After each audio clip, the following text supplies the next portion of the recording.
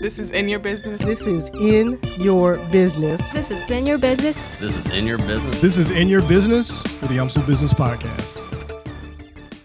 Welcome to In Your Business with UMSL Business. I am Aaron Toomey, and I am the host of today's episode. Today's topic of discussion is how different styles of businesses are dealing with the newfound reality of running a business in the food/bar industry during a pandemic. We will talk with business owners on how new restrictions, regulations, and social norms have affected their day-to-day operations, as well as their businesses, not only during the pandemic, but for years to come. Today, I have the pleasure of interviewing Narwhal's Crafted, Steve's Hot Dogs, and El Burro Loco. I'd like to start the podcast off with some introductions and questions for everyone, so we can go around and get to know each business a little bit better. I'll start with El Burro, move to Narwhal's Crafted, and then Steve's Hot Dogs for each question. All right, let's go ahead with the first one.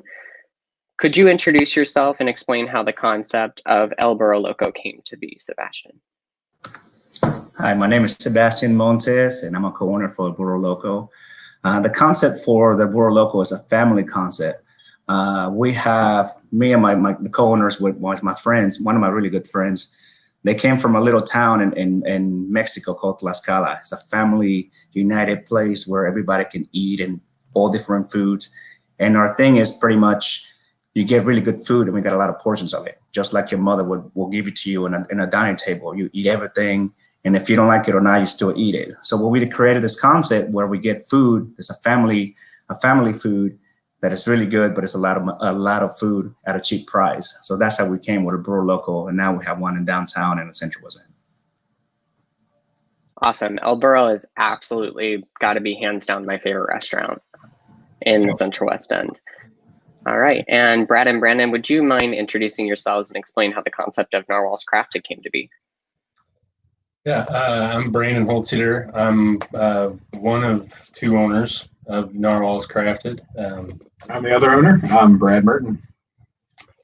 And how Narwhal's came to be, I guess, is kind of a long story, but kind of at a high level, Brad and I, have been friends for a long time since middle school, and we had been in business together,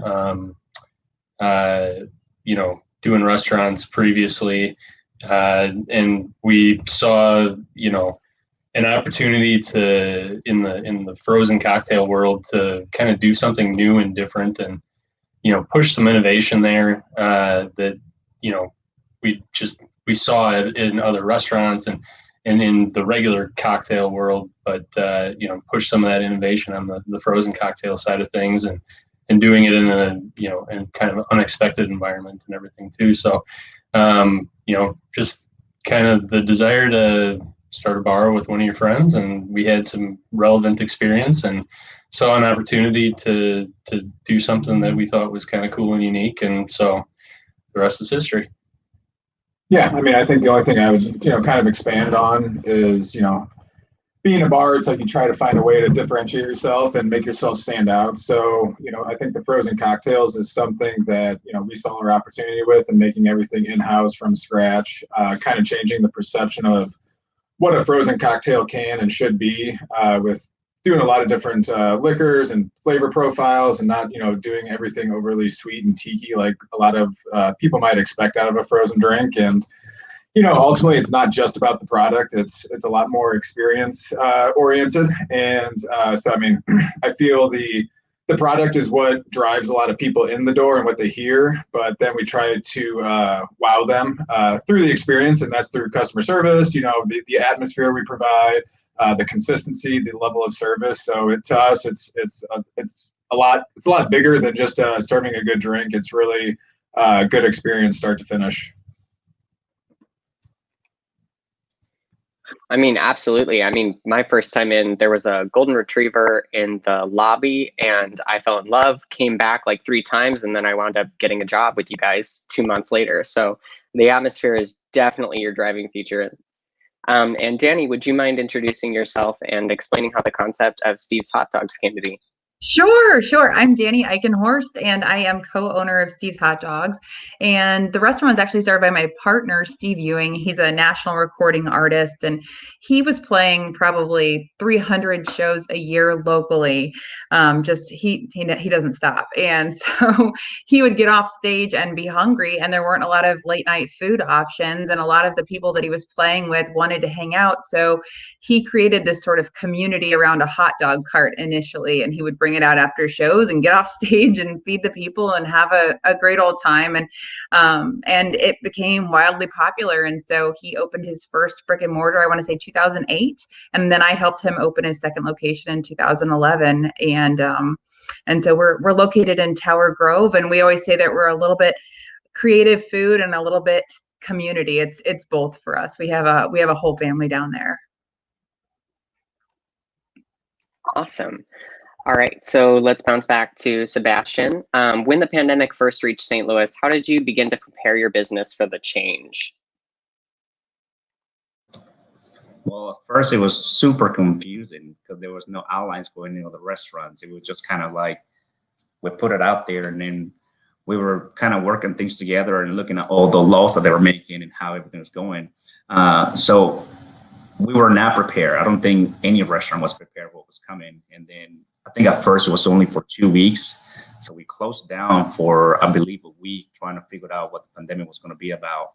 And then little by little, we start getting some kind of ideas of how we can do and guidelines from the city of St. Louis on how we can reopen and do things together. So at first it was super confusing. Till the day, it's still really confusing because every neighborhood has a different outline, and it's kind of a little hard for all the restaurants to kind of follow everything that we need to do. So it's a little bit hard. Yeah, absolutely. And Brad and Brandon, would you mind speaking to how you prepared for narwhals and how that change came to be with the business?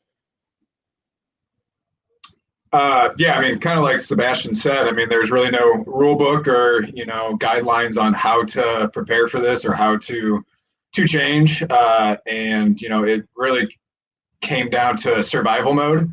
On, I guess it was St. Patrick's Day is the day we kind of officially we're going to close our doors and really kind of regroup and try and figure out what is happening. And so, kind of overnight, we shuttered our doors, but we knew that couldn't be the answer. It's we have to keep our lights on. We have to keep our people working while maintaining safety and staying current on the news and watching the trends and just trying to figure out the best method to continue operations. So, I mean, we closed, and we were closed for probably only about 3 days. And, within then, we kind of switched everything to a curbside model and, didn't allow any customers inside. Luckily, a curbside, a lot of people were doing at this point. And, in the frozen cocktail or just cocktail world, we found that people really liked that.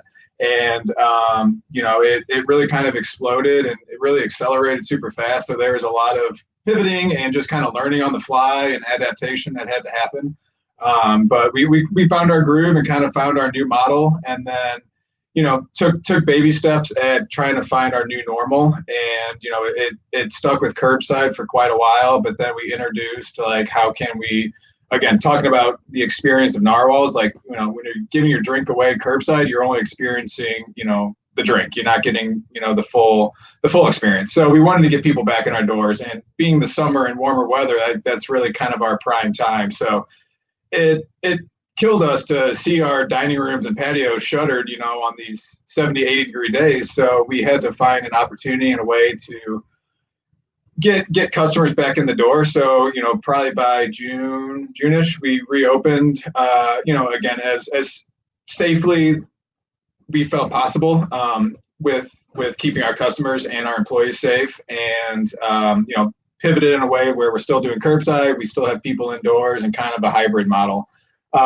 And we had some learning curves on just doing that, and had to kind of shut down the in-store operations just for a little while, and had to reconvene and then reopen on a reservation base. So we pivoted about 3 or 4 different ways, changed our model, changed our setups, changed our systems, changed our everything. And, it was kind of ever evolving, but now I feel like we are pretty much prepared for almost any scenario as best we can be. We've learned a lot, and, we're still here, we're still staying, we're still fighting. And yeah, so, I mean, we've tried to make the best of it and just roll with the punches.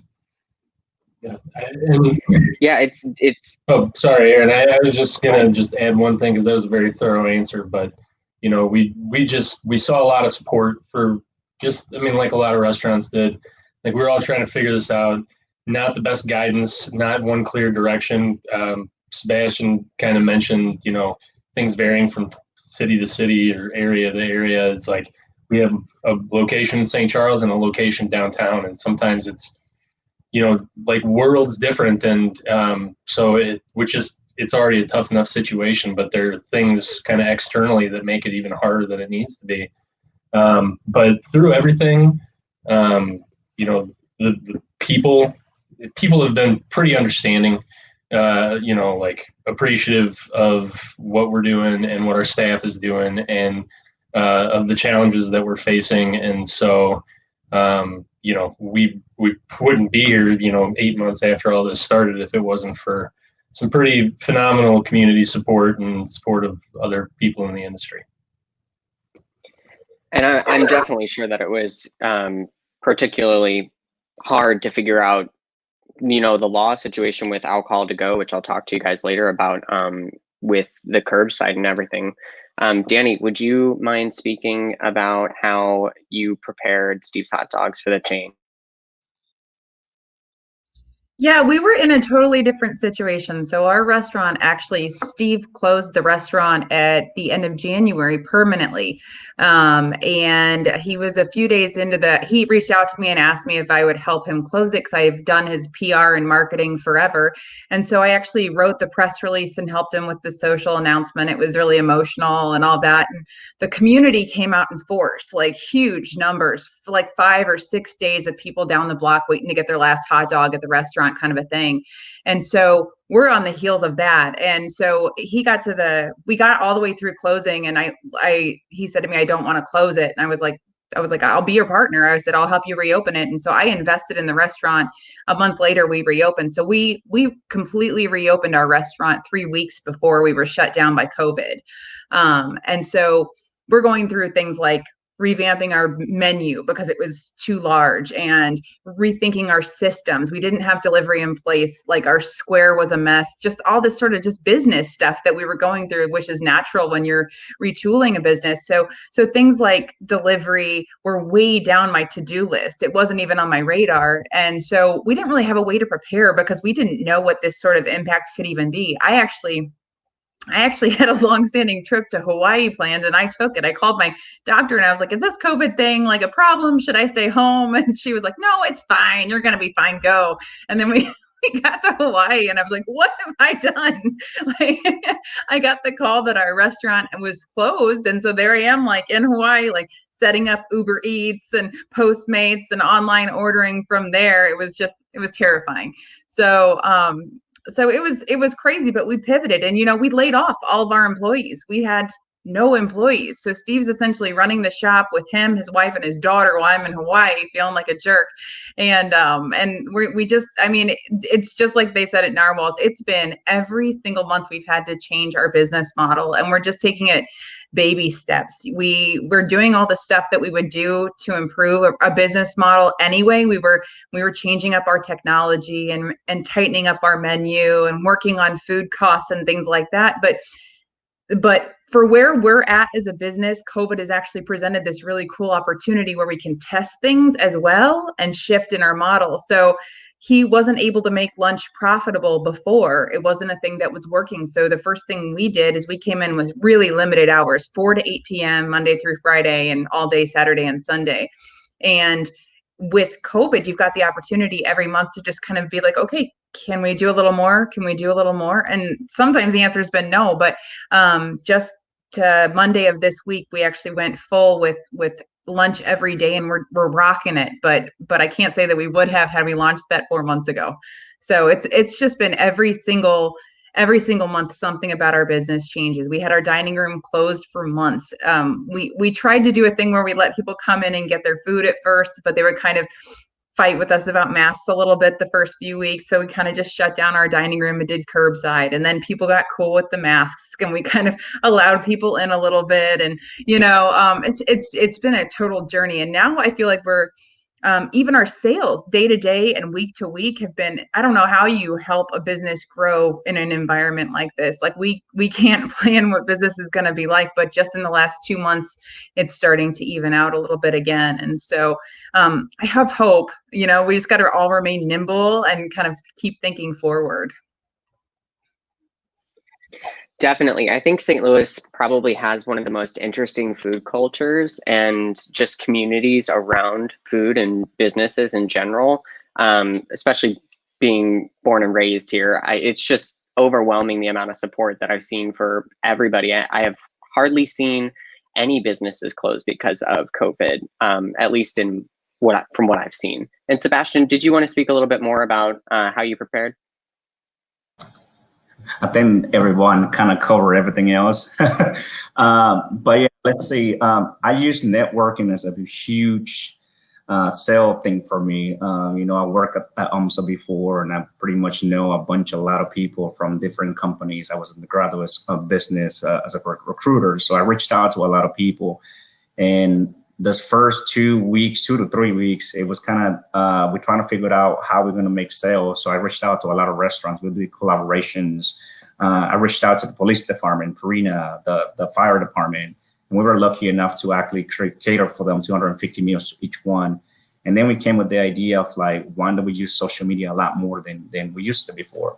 So we've done that a lot. We try to get a lot of people down here to just kind of help us out. And then we continue to still doing that with a lot of other restaurants and then other bars to collab together.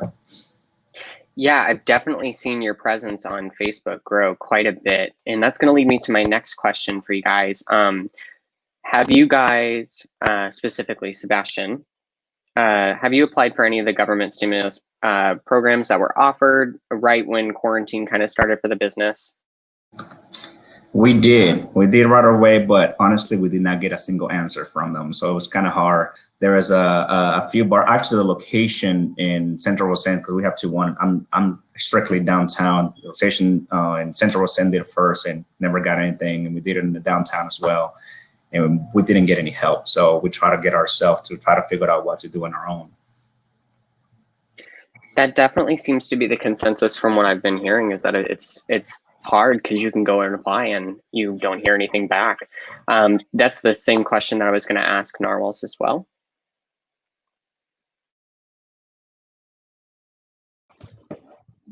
Sorry, Aaron, can you say that again? Yeah, absolutely. So did you guys apply for any of the government stimulus programs that were offered kind of right during that first run of stimulus? And I think there was a second one for the businesses as well. Yeah, so we did. Right when everything hit, there was just so much uncertainty, and there's Narwhals, but there's also, Brad and I were franchisees with Pickleman's, which is a sandwich shop, and we have a couple locations of, and so we have had kind of more than just Narwhals that we were worried about too. We're worried about, the sandwich shops. And so right when everything hit, it was really all about just liquidity, right? You saw sales just dry up completely. And so you see this kind of wave of incoming bills with no cash to back it up. So, we were running up every business credit card that we had and just like not paying any more than we had to, and working out different arrangements with different vendors, just trying to stay liquid, because we're absolutely completely unaware of what was going to happen next. And so as part of that, I'm just like searching up every single grant program, every single, the PPP kind of came along later, but at first there were these, like SBA disaster loans. And so, and yeah, we applied for a bunch of stuff, and we ended up not getting a lot of the things that we applied for. We did end up getting PPP. We used that to be able to, keep everybody. We kind of naturally lost some staff, but we didn't have to lay anybody off. The people that we lost were either students from out of town that went back home, or people that just weren't comfortable working at the time. So, but we were very grateful that with some of that assistance, we didn't have to have those really terribly tough conversations with anybody about, hey, we have to let you go. Now they kept changing the rules of the PPP thing, and so we spent it all in like 8 weeks, and then we're like, oh, they extended it to 24. Really wish I would have known that before, because we had to cut some hours, but we worked in some things, like bonus pay. So it's like, we can't give you all these hours. It's just not warranted, even if we could do busy work, but we can pay you a higher rate because of the PPP to make up for it, so that, they're able to make ends meet on their own too. So anyway, I guess that's kind of a long-winded answer, but we applied for anything and everything. We got only a couple of things came through, but the PPP was the big one. So now coming up for me next is filing forgiveness applications, which I've heard is not fun. Yeah, I've heard from everyone that I've spoken to so far that the information search at the beginning of COVID was probably one of the hardest things to find information about all these programs and stimulus. And that leads me to my question for Danny as well. Did you, with Steve's Hot Dogs, were you able to find any government stimulus programs to apply for? Yeah, we're really fortunate. So I have such sympathy for restaurant owners after having come into this with Steve and seeing how much he was handling on his own. I don't know how restaurants can naturally figure all this stuff out and function day to day. It's just a lot. We're really fortunate that we've got Steve, we've got me, I do marketing, and then we've got my husband, who's probably one of the best local experts on the PPP. He's helped a ton of businesses. So he was a huge help for us, and he's guided us through how do we do appropriate record keeping, and how do we go through that application process. And he was really well versed on it. Unfortunately, the PPP amount that you get is based on what you paid your employees for a certain snapshot of time prior to you applying. And since we were closed for a while, we really couldn't qualify for much, but it's just like they said, every little bit really helped.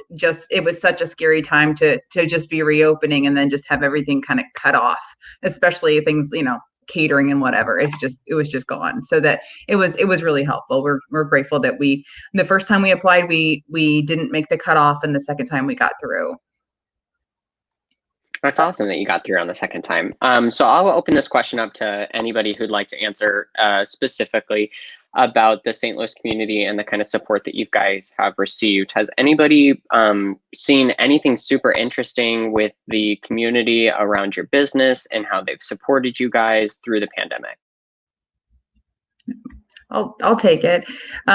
We got so lucky. We were being in Tower Grove neighborhood. We changed from being this fun hot dog joint that was kind of just all about, rock and roll and fun and hanging out, to being this sort of really critical neighborhood service where we had people coming to us asking for meals, or people who were too scared to go into a grocery store, but we were right there and they were just trying to kind of make ends meet that way. So we'd shifted into bulk meal giving for folks so they could just go out once and come home with 2 days worth of food. And that was helpful. And then we had some of our customers reach out and say, if I buy some of those bulk meals, will you give them to somebody who needs them? And we had so many requests coming in, and being where we were in that moment, we couldn't afford to fulfill them all for free on our side. So we took the donation and we handed them out to the people that we knew that had need. And it was people in our neighborhood who were dealing already with domestic violence, with cancer, with job loss. There were just so many extenuating circumstances. And for us to have that initial donation and to be able to just say yes and not have to judge their need, but to be able to fulfill it was beautiful. So we shared with the community what had just happened. And then all of a sudden, everybody stepped up and was like, I want to do the same thing. So we put a mechanism on our website where people can purchase a meal, either for people in need or for first responders. And they buy them through us. We put it in a fund. And anytime anybody comes to us and has need, we just say yes. As long as we have meals, we say yes. And so last week we went and brought 80 meals to the ER staff at Barnes Jewish. They certainly need it right now. And it's beautiful that we're able to go out and do that with the community support. And then, we're handing out meals every single day to people in the community that have some sort of need. They just come and pick them up, and we're able to do it. We've fed over 2,000 people since April 8th when we rolled that out. In one way or another, they had some need, and it's all through community support. I feel like the community kind of made us stay open after we closed. They really demanded it of us, but with their support, and they've become so protective of us that they're inventing ways to support us. And it's been a beautiful thing, because when catering went away, that's a huge line of business for us. And so this is a different line of business, and it's something that we've always wanted to do some version of this. And so it's just an interesting shift. It's something that we've decided we're going to keep as a permanent part of our business. That's awesome. Did anybody have anything else to add to the conversation about the St. Louis community being supportive? I can add a little bit of it. I can answer in two different ways. So the Central West End location, is more community based. And I want to talk to the community, not just the people that live in the Central West End, but also if you think about the hospitals and everything, that's to us is our community, because they come daily, all the time. They have supported us. They know we have a good restaurant, good food. So they come down all the time, and then the community always stays. The city done now on the weekends, they actually close the street because we cannot have much capacity inside the restaurant. They close the street and we put tables outside. So that helps us out on the weekends to have more people coming in and still have the social distancing. For the downtown part, it's a little more difficult, because the downtown part, you don't have the sense of community. You got the people that are, working there, coming back and forward, and then people that are just passing by. You also have people that's coming from East St. Louis that are now, Illinois was closed for a while, and then they come down to eat. But at the same time, like I said earlier, the networking part with us has been great. Like, we actually go to a lot of different restaurants. We eat with all the restaurants. We always make sure that they know that we're there for them. And then when the pandemic happened, we had that same support coming back to us. Like, everybody from all different restaurants come down, all their servers come eat. And, us showing support, we also sometimes we help them out and give them free food or something like that to the restaurants, or maybe a couple of drinks or something, so they can keep coming back and everything. So it's kind of hit us in a way, like, are we losing money? Are we making money? But I think the support that we all have together, like all working together, has kind of helped us out, kind of stay alive, and then helped our servers too. One thing that I have noticed the most, especially in the downtown part, our tips for the servers have been increasing for the people that actually know who we are and try to support us. And that kind of helps out for them, because they, some of them, their life depends on our job and everything. So we try to keep them happy and try to make sure if they don't make something, we try to kind of compensate them some other way so they can stay and come back to work and they do something with us.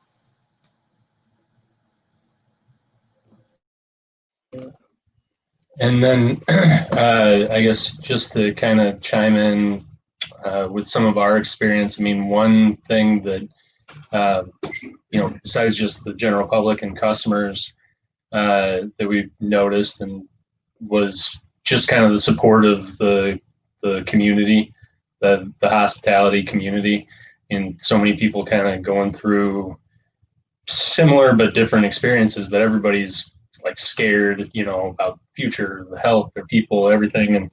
And, but the restaurant community, I think, and our network within that was just super supportive, and we try to find ways to support others, and they were trying to find ways to support us. And I mean, we ended up doing these quarantine care packages, which was a collaboration between, we did a few different ones, but over the course of several months, collaborated with dozens of local businesses. And, not that I, ever wish that this would have happened, and I wish it would go away, but, a couple of the bright spots for me personally, through everything, especially in the very beginning, most scary times, it was just, the knowledge that we were helping, by selling these care packages through Narwhals, but that incorporated so many other businesses. Like, we were keeping other places afloat while we were keeping ourselves afloat, and that you're helping them and their people too. And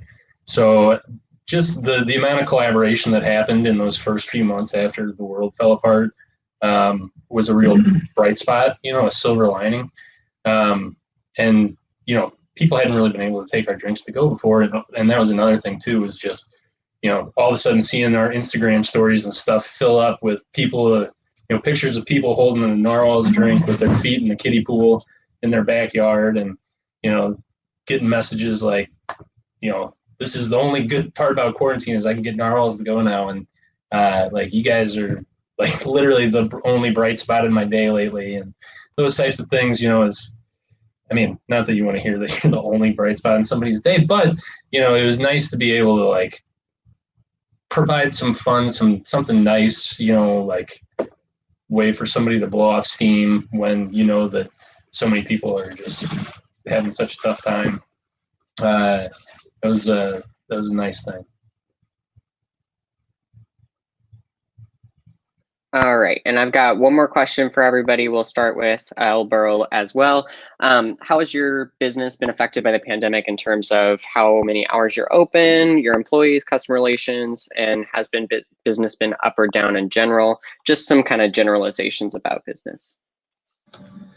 So as a restaurant that serves food and a lot of tequila and margaritas, people come out to eat and drink after 10 p.m. So from 10 till we usually used to close, it was 1:30.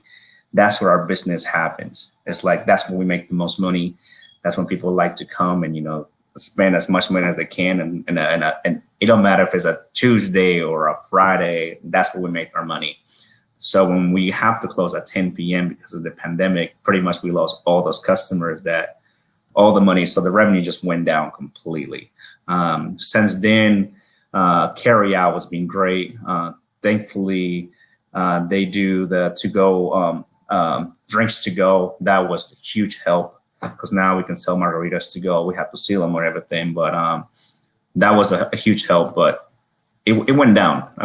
All those customers that we had at nighttime was like crucial for us. But we've been able to kind of handle a little bit and try to.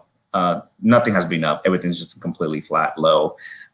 We wish it would be higher, but that's how it's been. That's how we have to respect and everything at the moment. So we are waiting. We're hoping. I don't know if you guys seen anything news. I've been in the news about 3 times in channel news, channel 5, channel 9. One of them was talking about like helping us out, like maybe close a little later. And like I said at the beginning, it's like every neighborhood is differently, but the city of St. Louis, we have to close by 10:30. But then we have Clayton, San Charles closing at 1, 2 in the morning. So for us, it's really hard. It has hit us very, very much, but we're trying our best to try to stay afloat. It's definitely interesting because I think I picked 3 businesses. They're all late night spots and late night eats. And Narwhals used to be open till midnight each night and 1:30 on Friday and Saturday, I believe. Thursday, Friday, Saturday. Yeah. It was 3 or 4 nights a week that we were open till 1:30. Yeah. And what are Narwhal's hours now, and has business been affected up or down with curbside and everything? Yeah. So currently, like, we used to be open 7 days a week. We've been closed on Mondays pretty much since all this started. We close at 10 and because we have to, and kind of understand why. But definitely having a limitation on hours, being a bar, it's limiting your revenue. And speaking for Narwhals, but also, the Pickleman side of things, it's like everything, it's down.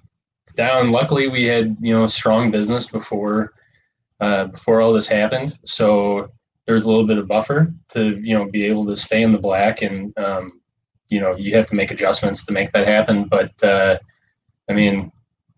to kind of sound like Sebastian, it's like we're all just like kind of doggy paddling, trying to stay afloat, trying to get to the other side. It's like you try to just keep yourself in the black and make smart decisions. But, with the restrictions that are in place, and even if the restrictions weren't there, I still think things would be down. People aren't on their normal schedules. They're not in the offices where they're supposed to be. Like there's events Narwhal's had a pretty strong catering and offsite business. We have truck, we spend a lot of our year doing events and offsite stuff that is completely gone. We have started getting some requests for different things, but we shut it down for all of 2020. And the requests that we did get later in the fall and the late summer, we were like, we've disassembled the team. It's like hibernating for the year on that part of things. So, that impacts it too. And it is what it is at this point in time, just kind of hoping that everybody can get on the same page, that we can get over these spikes, that this can start to go away, because the protective measures, we believe, I know it's a kind of polarized climate out there, but we believe that the safety measures that are in place are what is necessary, and it's going to hurt businesses. But even if those measures weren't there, as long as coronavirus is out there and people are behaving the way that they are, even without the restrictions, it's just going to be tough sledding for a while. And, I hope that, I have seen some casualties, reading the, local magazines and things like that. It makes me sad every time I see it, and just hoping that the vast majority of places can weather the storm and, take off once we're able to. I think Sebastian brought up a good point that we've kind of had to face and challenge, and that's kind of the inconsistencies across different counties. With having a location in St. Louis City, dictate is different on the regulations and guidelines than what is enforced in St. Charles. So for our sake, we want to be consistent with our customer base and our clientele, and make sure that we're kind of following the same protocols and doing what we feel is right, not just what the guidelines say. So it's like out in St. Charles, we could be open later. We don't have to enforce masks, but these are policies and standards that we feel are the kind of for the best interest of everyone, and for us to continue operations as safely as possible.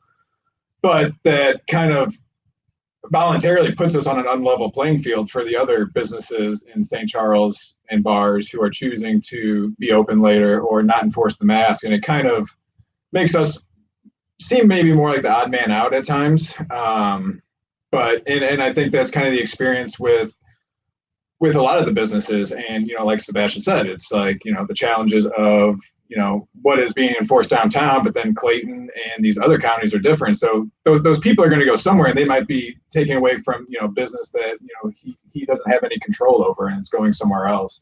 So I think finding more consistency in some of our regulations and guidelines, and helping some of these businesses make the right choices, or what we feel are the right choices, I think can help the consistency and kind of the longevity, and put everyone on, a level playing field.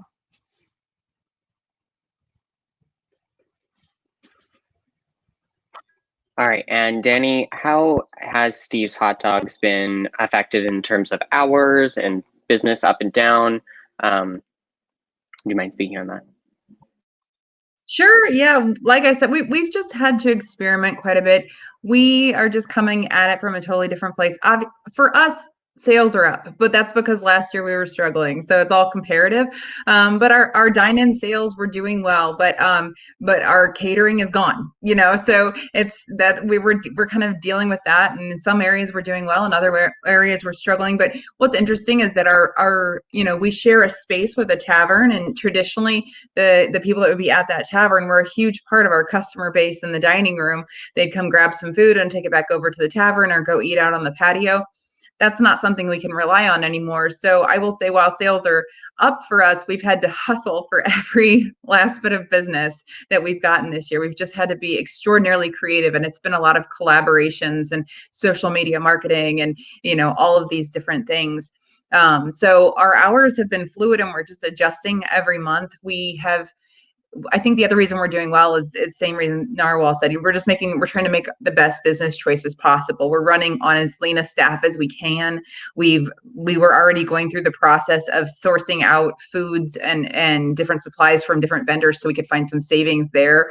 So we're just really trying to make good business choices and be really, really conservative in everything that we're doing this year. You might notice if you visit that we're remodeling it. We've painted the front of our store. We're doing a new light fixture, things like that. But we're just doing one small thing at a time because you don't know what next month's going to be like. We're really happy where this month's going, but you never know. Yeah, absolutely. And you spoke about having your lunch hours just opened up recently as well, which you said that's one small step at a time, I would assume as well, because you're trying to see how that's going for you guys. Yeah, and we're more delivery heavy, I think. Before we were maybe 10% delivery. I think we're 30 to 40% delivery now. And so that's why we're able to do lunch, because those things are out there and people want to use them now. So they're finding us that way, and that's helped a ton. That just wasn't a possibility before. So there have been some positive benefits to all of this. It's just a matter of trying to figure out where everybody's going and then getting there. All right, I guess we can move kind of one-on-one with each business now. I'll go ahead and start with Narwhal's, and then we'll go to Steve's Hot Dogs, and then El Burro Loco. Awesome. And I've got some specific questions for you guys. So what sort of products and services did you offer through quarantine? I know you guys mentioned the quarantine care package and how successful that was. How'd you guys come up with that idea? Well, soon after we closed the doors, we knew kind of curbside was going to be the most logical pivot. And that was something that we obviously had never even contemplated or thought about on how to execute or do. But, part of the concern was how sustainable is curbside going to be? Can you make enough money to keep your lights on and paying your people and make it viable by serving just, $10 drinks, not knowing what the response would look like.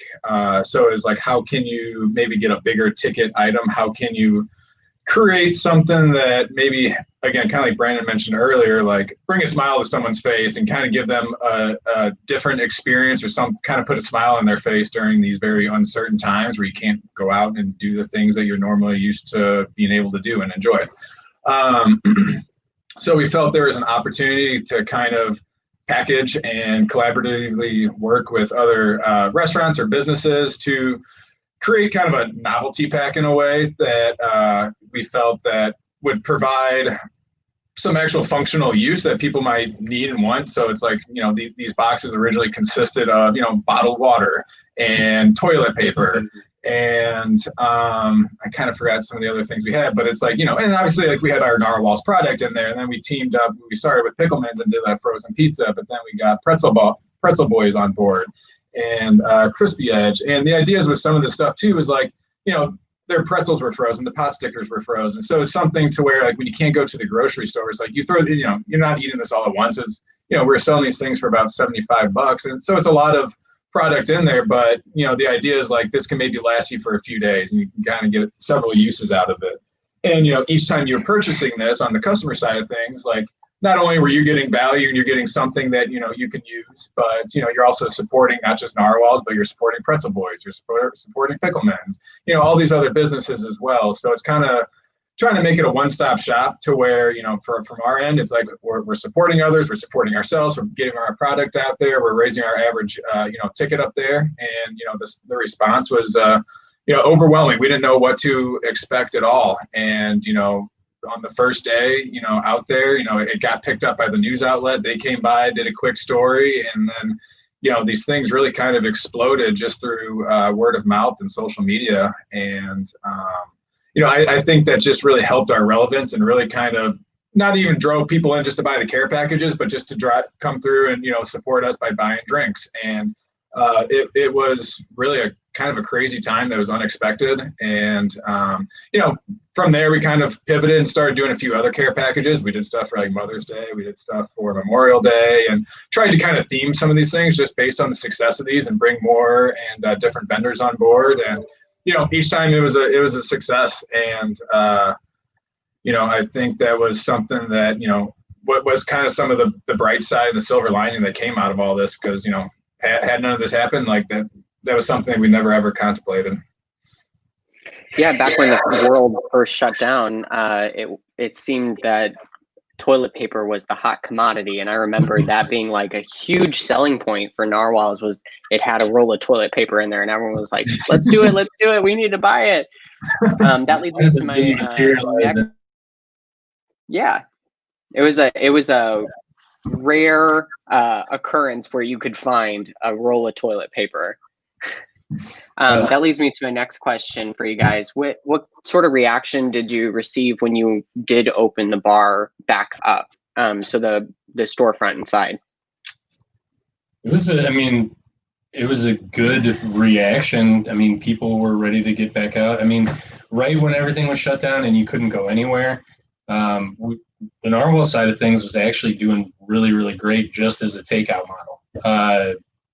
Because people couldn't go anywhere, and it was the type of a product that just translated well to being able to go. But once things started reopening up a little bit, we really saw things come back down to earth because people are going out drinking. They want to socialize. They want to do it with people. They want to be in a fun environment. And so it was something we were hesitant to do. But then finally around June, we're like, all right, we're ready to kind of reopen our doors. And we reopened for a few weeks with kind of like we're experimenting with new technology, and we're using like a waitlist app. We were doing this waitlist thing, and there was a pretty steep learning curve. I mean, it's kind of like falling on your faces. Like, we're trying to figure out how to do this waitlist. It was a few weeks of doing that. We had a lot of people wanting to get in. A lot of people wanted to be there. We didn't have enough room for everybody, and it wasn't the best process. So then, we'd only been open a few weeks, but cases were spiking real bad again, and we were like, it just wasn't something we were comfortable with the way that wait listing was happening, and people were still congregating and doing it. And so we were like, so we closed that back down, and people were disappointed, and we were disappointed, but it was what we had to do. But then we were eventually able to reopen with a different model, which is what we're operating under right now. That's a reservations only system, and it's a lot more predictable. And I think something that customers just people have been doing reservations at restaurants forever, right? There's been restaurants that have been kind of reservation only, especially on weekend nights for a long time. So like, it was something, yet again, another pivot, but it was something that I think that we've been pretty happy with this model of the reservations only system. Not that there's not a bugger here or there to work out, but I think the system's working well. People kind of get it, they understand, and yeah, definitely people want to be here. They want to be, having a place where they can hang out with a small group of people, and and we want to have them here. So it's been a very positive experience for the most part, and we're just trying to continue to keep improving that model because it's probably what we're going to be doing for a little while longer here. Yeah, and I think Narwhals probably has one of the safest measures in place. We're constantly wiping everything down, sanitizing, 6 or less. It's a great model, and it's very safe, I feel like, and definitely not like some other bars in St. Louis that have had some issues. Good. Let me just say that that's another important thing too. We want the customers to feel comfortable and safe and know that we're doing what we can to protect them. But I mean, just as important as that is our staff and having them feel that same way, because, you have to protect your people and, be as smart as you can. And, want you guys to be able to show up and, come to work and feel confident that, we know what we're doing here. So I'm glad to hear that. The kind of people that come into Narwhals have definitely been respectful, to say to say the very least. They've been very respectful about all of our rules. And you guys mentioned some collaborations that you've done. Did you want to maybe list off those collaborations? I know you said you had the Mother's Day basket, Memorial's Day. I know you guys collaborated over doggy care package as well, National Dog Day. Yeah. So do you want to list some of those businesses? Yeah, I mean, so kind of in the original care package, we had Pretzel Boys. They were doing their pretzels. We had Crispy Edge, and then Prioritized Pastry. So they were kind of handling our sweets. So we kind of stuck with them for a while. And I mean, they were kind of in it for the long haul. And, daily they were dropping off carloads full of product. And then the next day I'd call them and be, hey, we've gone through it all. We need more. So it was kind of a hectic, crazy time, but it was very much welcomed. It's rather that than being shuttered and having nothing to do. So it was flying by the seat of your pants. You couldn't plan more than a day in advance. It was really kind of survival mode, but they were kind of the big ones that kind of stuck through it with us and really kind of helped us kind of roll with the punches and kind of learn it. But then, we teamed up with Arch Apparel and it was called Speak. And they made dog toys, so that was on like a pup pack we did. We worked with Larder and Cupboard. They did in our brunch box. They did some jams. We worked with a local artist called her name is Carolyn Lewis, and she made these custom like St. Louis Mother's Day cards that we had for Mother's Day box. Monkey Designs did succulents for us. Sunny and Luna did jewelry in the Mother's Day box. We had Kolache Factory. They did frozen kolaches for our breakfast. Strange Donuts was in there. We did local beers too, so like Urban Chestnut, Four Hands. Some of the local craft breweries, we were putting their beers in some of these care packages.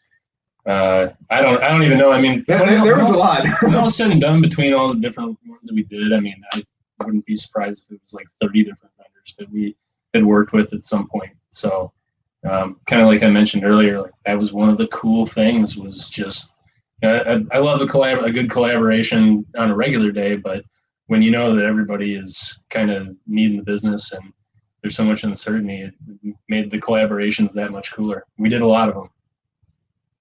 Yeah, and it's great that you guys can succeed while other businesses succeed. I do have to say my favorite collab is the spruce juice, though. Yeah, Maplewood spruce juice. Spruce juice has been very popular. It's been a good one. It's a last batch is on, so it's going to be gone soon.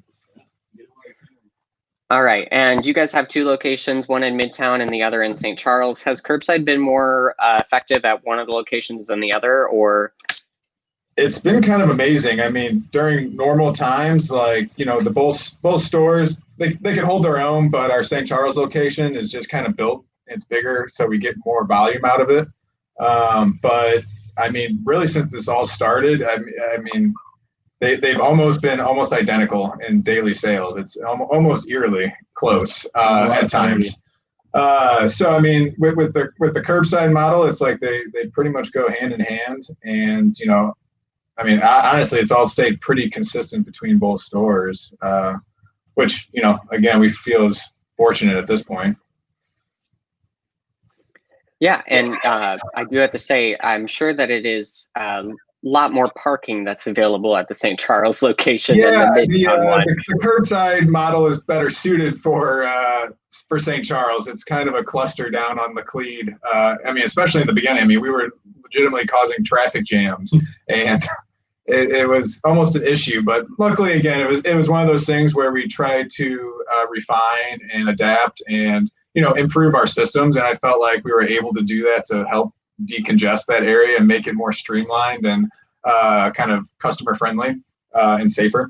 So yeah, it was just one of those things. It's like when we found that location, and when we opened it, parking has always been an issue, but we never ever envisioned having a curbside model running out of there. So it is what it is, and it's. Yeah, I think the walk-up window, we just used to be able to do walk-ups. It was, order online only, just on pick up. So the walk-up window, I think, has helped relieve some of the pressure on some of the traffic stuff. Like we've figured a few things out. I mean, we were causing traffic jams in the beginning. Like I think things have really smoothed out, and we're not,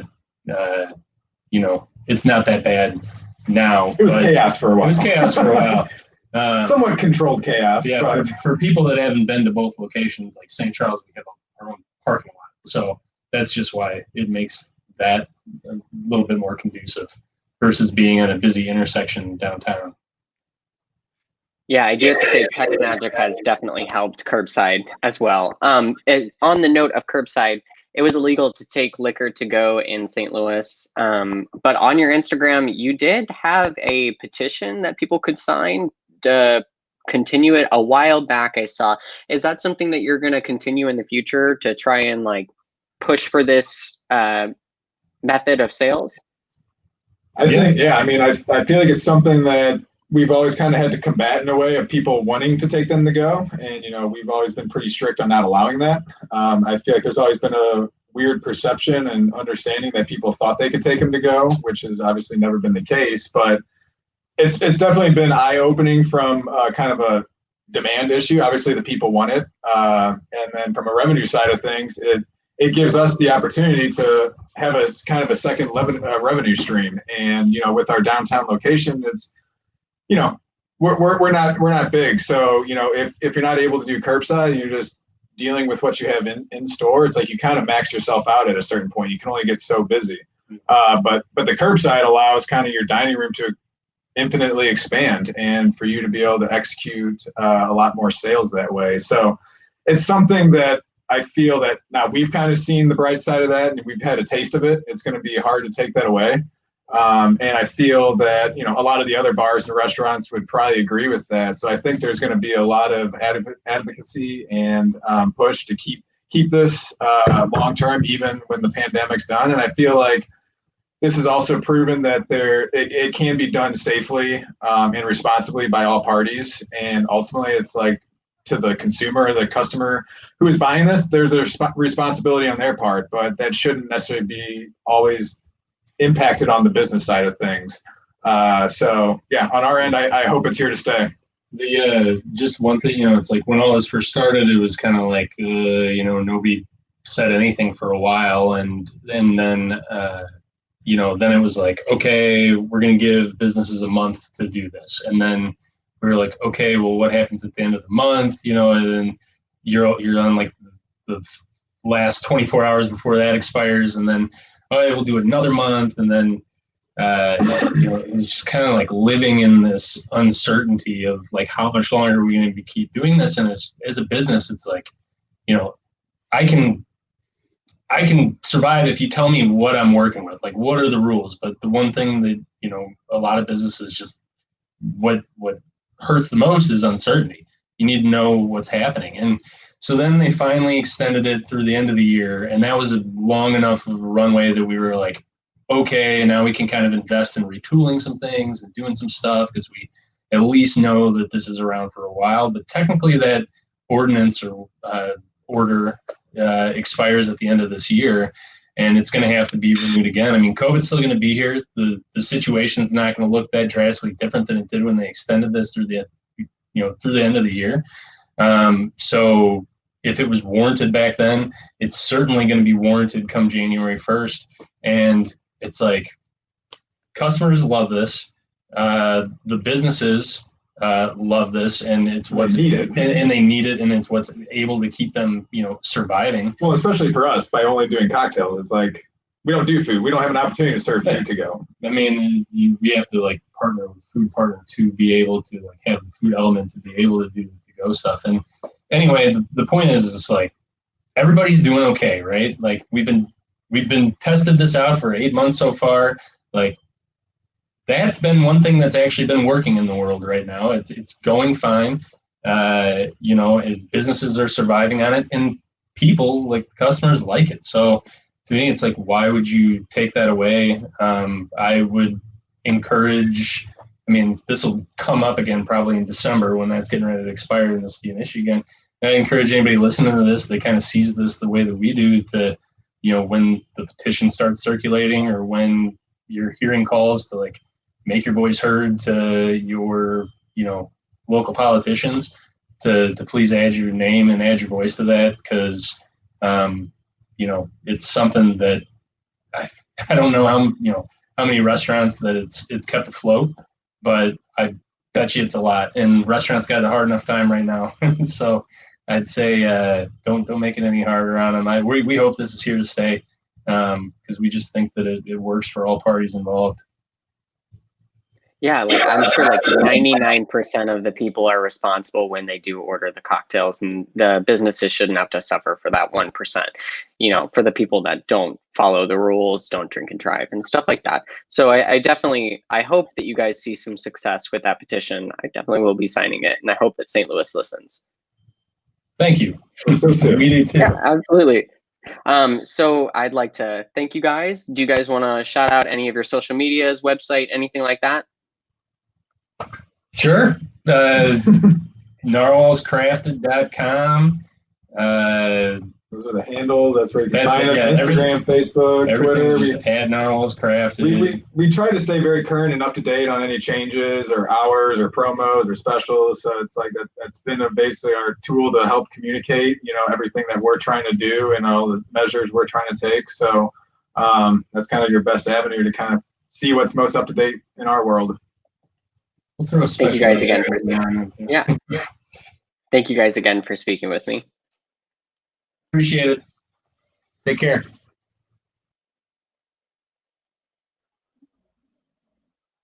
Hi, Danny.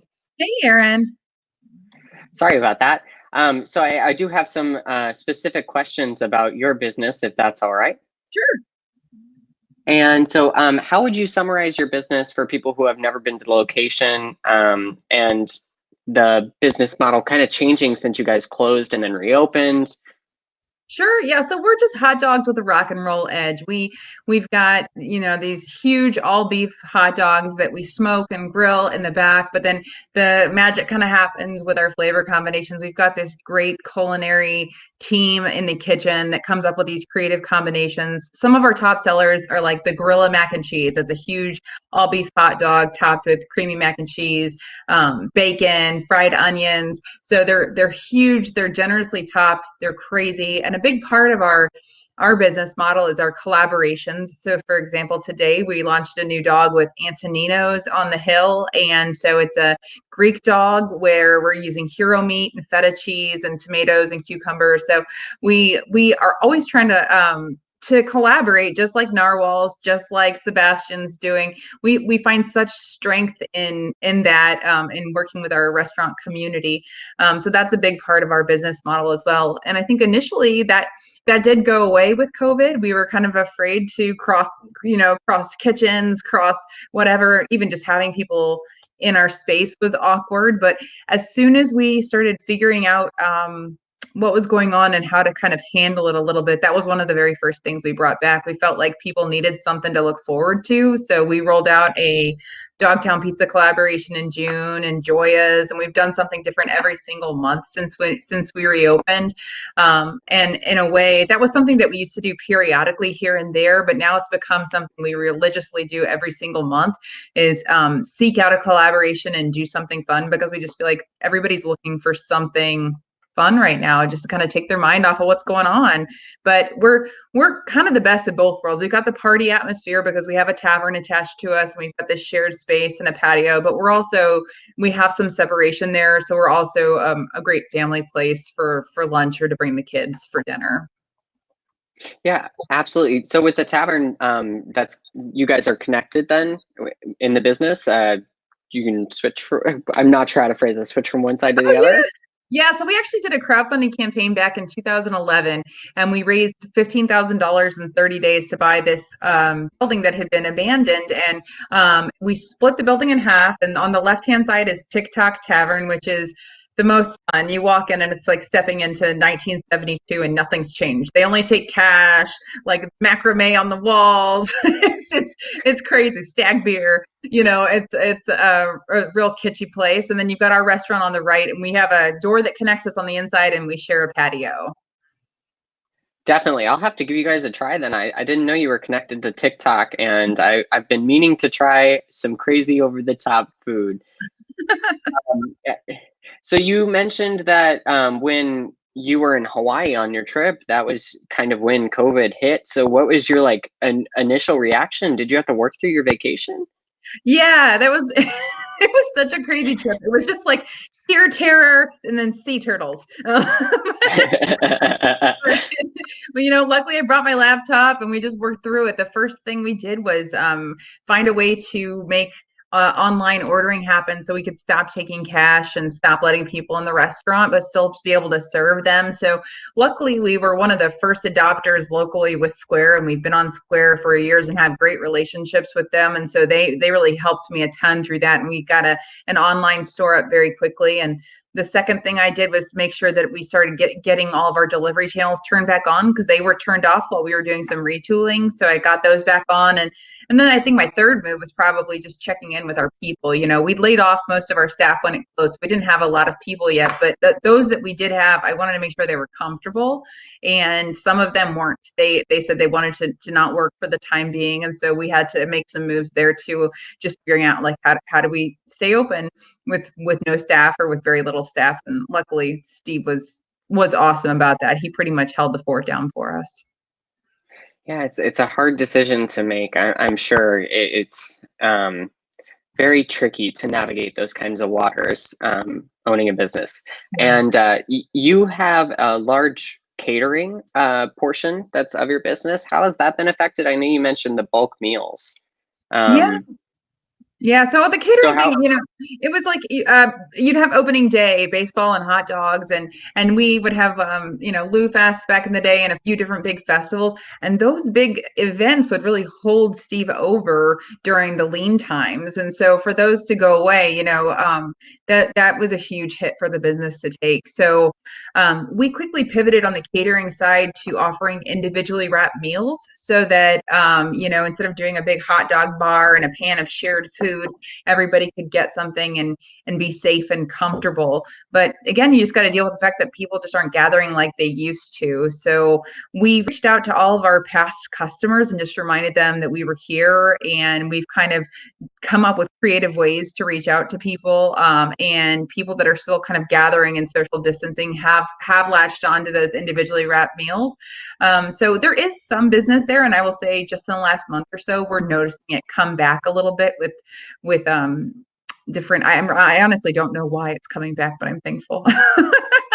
But so we've got that, and then the bulk meals were huge. They're not so much right now, but I know that when we were fully locked down, we'd offer several days worth of food, 8 hot dogs, 8 sides of mac and cheese, some chili, some chips and sodas, and people would take that. And it was really particularly effective for people who had kids at home and couldn't go to school. It's an easy lunch for them. And we also got those meals out just through our Feed the People program to a bunch of school kids that didn't have access to their lunch program anymore. We had Chef Ty Davis was helping us deliver those as well. Yeah, so with the bulk meals, so is that you're gonna fully incorporate that as you go into the future? So is that just gonna be like a bullet point like on your website, or how are you gonna format that? Yeah, we still have it. We're still offering them. It's just when people go on to order food, that's just another option. So we probably sell 10 bulk packs a week still now, even though people have the option to go out. It's an easy grab and go for, if you're having family dinner or whatever. So we're just incorporate it into our menu, just like any other thing. We call them family packs. We have a small one and a large one. And we also added because we started noticing people were enjoying that and the opportunity to kind of mix and match a large number of dogs. We also started offering a flight of dogs, which spawned out of all of that, where you can come get our top 8 sellers. You get like a half dog of each and just kind of go to town and enjoy them all. So it's fun. This has been an incredibly stressful situation, but we're trying to make the best of it and take the opportunity. Like under no circumstances would you be allowed to change your hours every month, or just kind of do all these things that would kind of make your business seem inconsistent or unstable. But right now it's accepted for you to do a little bit of experimentation and figure out what works to keep your business alive and people understand. And so we're taking advantage of that. Definitely. I think that it probably helps that you guys are a fun spot to go to. It helps people take their mind off of things, I'm sure. Yes. Yeah, we hope so. So I recently heard about the $25,000 award that you guys got from Discover. Could you tell me some more about that? Yeah, one of our customers nominated us for that and told us about it. It was we are a 50% Black owned business, and so this was a program that Discover Card was doing to support Black owned restaurants, and one of our customers nominated us for it and then sent us an email and let us know about it. And so we kind of pushed it out on social media and asked people to nominate us for this program, and people went nuts. And we got a ton of nominations, and so we were chosen back in, I think it was late September, early October, as one of the winners.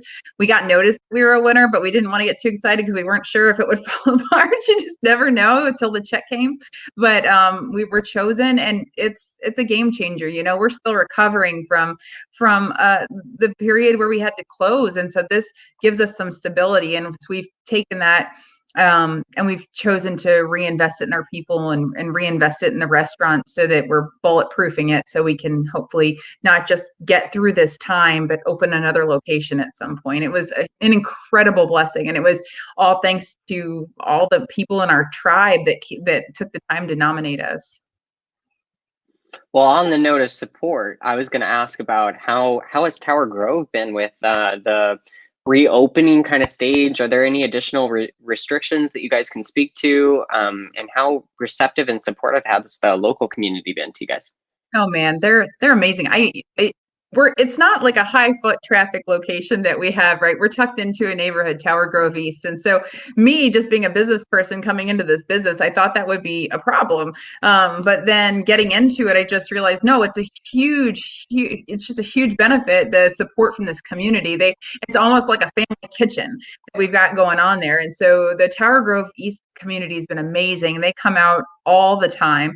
And what's even cooler is, so, you know, when we bought into the business and we were trying to help relaunch it, the two things we were really depending on were a year of events and a year of catering. And both of those things just went away in 3 weeks, you know? So you just pivot and you figure it out. But so we ended up trying to host our first event actually in September, and we did something called 6 Feet a Party, and it was in collaboration with Tower Grove East. And so what we did is we shut down the streets by our restaurant, and we pulled all of our tables out into the street, and we were just like, listen, we're going to create this structure where everybody can behave, and they can socially distance, and we can have fun like we used to, because we really miss all of our people. And so the neighborhood was amazing. It was a huge success. We never had more than 150 people there at a time. We had, 2 full city blocks spread out. Everybody was wonderful. And we had people coming up to us like crying, straight up crying and thanking us because they hadn't seen people in months. And their kid hadn't been near another kid in months at that point. And so we just did another one for Halloween 6 Feet a Party. We did a masked costume contest. We did in-street dining. We did live music on the street. And it was a huge success again. And it's all like we literally couldn't do it if Tower Grove East wasn't behind us and supporting us in the way that they are. I think they are all in on making sure that we get through this, and they've been amazing. Yeah, I think it definitely goes to speak with the kind of community that St. Louis has. It's just wonderfully supportive of food culture and, just building the community around specific areas like Tower Grove, Central West End. I know Central West End was doing the streetery as well. It's awesome that you guys were able to pull off something massive like that. And I have one last question for you. In April, you launched the #FeedThePeople program. Could you tell me a little bit more about that? Yeah, so basically people can go onto our website, steveshotdogsstl.com, and they can click on About Us, and there's a whole section that's Feed the People. You can go on there and purchase meals for people in need or for first responders, and we put them into a fund and we get them distributed. We have constant asks, especially where we're located. There are pockets of need nearby, and so people know that we're not too far away, and we are constantly being asked for food for any number of reasons. And so this program that we put together and this fund that we've got allows us to just say yes when somebody has a need. And it's lovely because we don't want to judge whether or not they're deserving. And so as long as we have meals in the fund, we give them away to anybody that needs them in the community. And so last week we totally gave away we gave away the last 80 meals that we had for first responders in our fund. So we were completely out. I put the call out and I just let people know that, hey, we've given them all out and that's fine. But if you guys want us to keep doing this, if you don't mind, please donate a few more meals. And we kind of topped it back off. And we're getting ready to do another run to local ER in a couple of weeks and make sure that they're feeling the love right now, because they are, they're just totally overworked. And so that's been a huge blessing for the first responders that we're able to give that to. And it's also been a huge blessing to everybody in the community that we're able to just say yes to when they have need. It's interesting the breadth of people that we're able to serve and the number of circumstances that lead them to ask, but we never want somebody to be worried to ask, and we always want to be able to say yes. Yeah, 2,000 meals. I mean, that's a massive number that you guys were able to donate, and that's awesome that you were able to continue that and keep it going, especially for the first responders, our healthcare heroes. Yes, absolutely. Yeah, it speaks to where we're at right now. There was a lot of need, and there is a lot of need, so we're thankful to be able to do something with that. Yeah. So I'd like to give you an opportunity to shout out Steve's Hot Dogs, any of your social medias, website, anything like that, if you'd like. Sure. Steve's Hot Dogs are at 3457 Magnolia in Tower Grove East. And you can find us at steveshotdogsstl.com or at Steve's Hot Dogs on every social media channel. And we hope you guys come out and give it a try. Thanks for having us on. Yeah, absolutely. Thank you again for talking with me, Danny. Appreciate it. Hi, Sebastian. How are you doing? I'm doing okay. How you doing? I'm doing great. So I have some specific questions about El Burro Loco. So how has the business in Central West End adapted to deal with COVID? We have to close a lot of tables. We have to close parts and sections of the restaurant to make sure everything was going, according to guidelines. Mostly, I can't talk much about the Central West End Park because I'm in the downtown area. But we've both done the similar things. The downtown area is a little more wide open. And what we've done is kind of every table that's in between, we kind of put like caution tape. Nobody can sit on it. So the capacity has been really, really low since the beginning of the pandemic. I know they've done the 25%, the 50%, then the 75% increase, but we always kept it at the lowest, which is the 25%, which is we can fit about 200 people in the main room and then another 80 in the other one. So we usually only have less than 80 people in our restaurant at a time. So it's been effective. Yeah, absolutely. Yeah, absolutely. So Central West End is doing the streetery where they're kind of being able to have some more tables out in front of the businesses. Is downtown doing anything like that where you guys are able to get some more business coming in? We have been trying to do that, but it's a really busy actual street. We got Wash Ave, and then in front of it, there's a huge parking lot, which is a private parking lot that we can't block. So we've been trying to do stuff like it. There is an empty parking lot behind it, but it's close to an alley. And, downtown is not the best smelling place to be at. So that's not an option for us for now. Definitely. Gotcha. So do you think that you're receiving more business from dine-in or from curbside at the moment?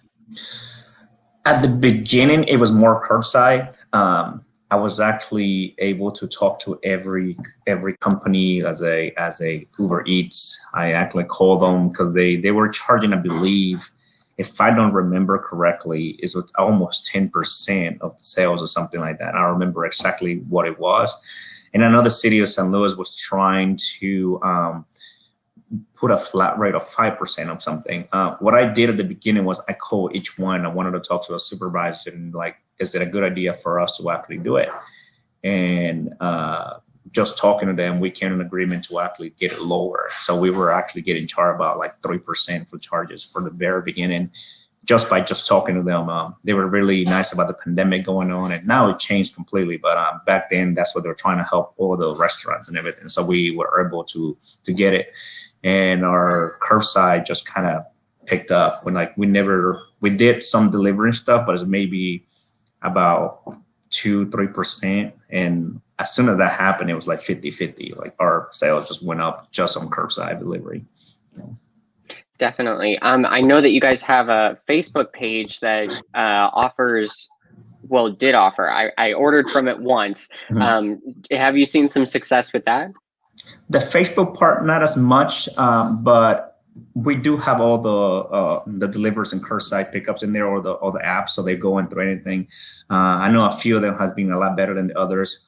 We actually canceled 1 or 2 of them. I was doing about 6 of them because they were not doing any revenue, and right now it's kind of slowed down a little more.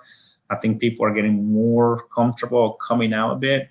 We're still trying our best to kind of keep it a capacity, and sometimes you actually will see a line kind of forming outside, which is great for us, but at the same time it's a little scary to kind of like, hey, I'm sorry, I can't let you in. A lot of people do understand, and some others just not understanding about it, and they don't realize that they have to wear a mask to come in or anything like that. So masks are required to come in, and then once you sit down, you can take your mask off to eat or whatever. But some people don't realize that while you're in the restaurant, you still got to put the mask on to go to the restroom. So we tried all our customer, or our servers and the bartenders and the cook, we always have a mask on. And then we try to, as soon as they come into the restaurant, we try to tell them, like, can you please, this is the guidelines of the restaurant. You can have a mask at all time, unless you're eating. If you got to use the restroom, please put a mask on. And it has been going. I think people are adapting to it, which is great. When every now and then you got your person that was not understanding with it, but so far it's been okay for us. Yeah, I think as more information comes out, I think people are more generally more accepting of the kind of guidelines that they should be abiding by. Right. So that leads me to my next question. As a full service restaurant, what kind of changes have you had to make? Have you had to limit your menu options or anything along those lines? We did at the beginning. We limited to, I think it was, if I'm not mistaken, about 10 items, just little stuff. But then we realized that people were just always, as a Mexican restaurant, we got so much variety of food. We got so many things. And then most of the actual food actually is the same condiments. It's really easy to make and everything. So we limited at first, but then right now we are full, basically everything on the menu goes. One of the things that we limited the most was the dessert, because it's like most rare part, and then we don't want all that stuff to be out there for too long or anything. So that's the one that we limited the most, but everything else has been kind of like full 100% at the moment. I'm definitely very glad that you haven't limited your margarita selection. Mango and rose petal are my absolute favorite. I have never tasted something like the rose petal margarita, and that is just such a wonderful cocktail. Let me take you back to that one. The rose petal margaritas, we did limit them because it's kind of hard to kind of, we get it from the places, and then we have to cut the rose petals into the margarita. So kind of, be on the safe side. We kind of stopped that for a little while and everything. Yeah. But everything else, we still got so many flavors of margaritas, and frozen. Those ones are always people will like them. Come, it don't matter what day it is. I always tell people, if you're feeling bad, sad, or any type of feeling you have, come have a margarita. Yeah, I've heard tequila is a stimulant. It's going to make you feel better. And if you're happy, come get another one too. Yeah, definitely. I saw on your Facebook that when all this started, you had some renovations done to the restaurant. I know this was the Central West End location, so I don't know if you guys are doing it downtown as well. But yes, are you still renovating or doing anything inside that you can't normally do? Yes, we've done that. We actually fixed the whole bar because it was at times it was so slow and everything that we took care of a bunch of things. The downtown area actually was La Bamba before. I don't know if you knew that the name of the restaurant was La Bamba.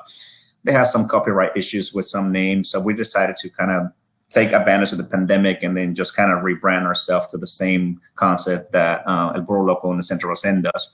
So we fixed a bunch of little things outside. We put new lights.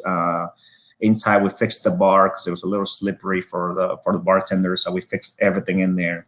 And every now and then we add new paintings, and we're painting the walls and kind of have the same vibe that the Central West End has. I mean, we have a bunch of Katrinas, and we always try to come up with something different to attract the customer.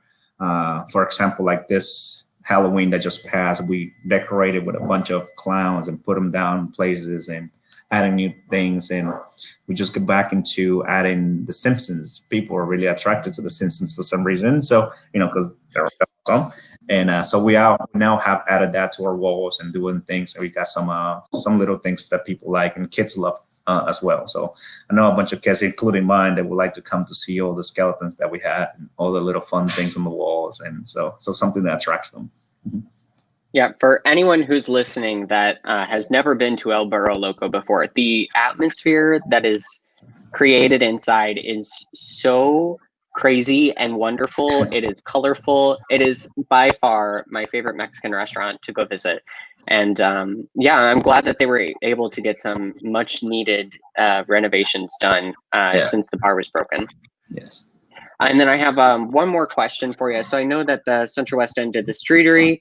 And I know that Cinco de Mayo was a huge day, I'm sure, for you guys. Have you noticed any events being super successful for you guys? Have you done anything else that's really interesting? We just did one, which is for Halloween. So Halloween, Burro Loco last year, when it actually happened, it was like the craziest thing you would probably think of. There was lines that people try to come in.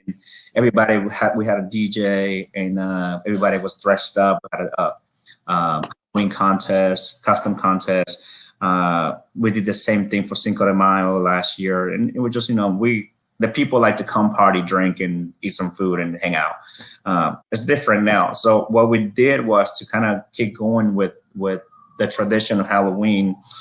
We did it by invite only. So we only had about, if I'm not mistaken, 60 people. And then we had, 70 people total in the whole restaurant. So everybody had to RSVP to come in. So that day we closed early and we had a little party from 6 to 10 right when we closed. And you couldn't come in unless you were on the list. So it's the little simple things that we try to do.